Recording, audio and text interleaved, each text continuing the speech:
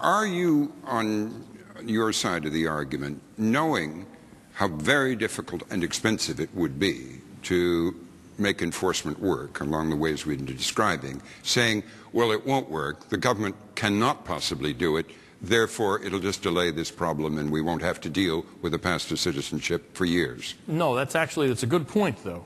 My point is not that the government is incapable of enforcing immigration laws. The difference here is that what the supporters of legalization are saying is that 12 to 14 million people are going to show up in immigration offices over a period of a couple of months, millions of applications dumped on an agency that's choking on work, and somehow they're going to fulfill all of these screening mandates. It's not going to happen. On the other hand, ramping up enforcement is something you can do over a period of several years. You increase capacity over time, you increase enforcement, and we're in fact seeing it now. Mr. Medina said that enforcement only has failed in the past. We've never even tried immigration enforcement, never in our history. What we've done is just border enforcement, and even today, after a decade of buildup at the border, our efforts are laughably inadequate there. We have an average of 2 agents, not even 2 agents, per mile per shift on the border. And that's just the border, not in the interior. Over the past year,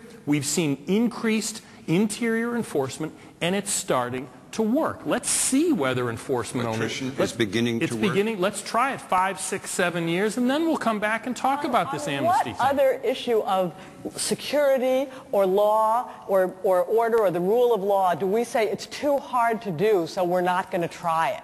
There's having serial murders in the city. Oh, it's too hard. We'll never catch him, so we won't bother.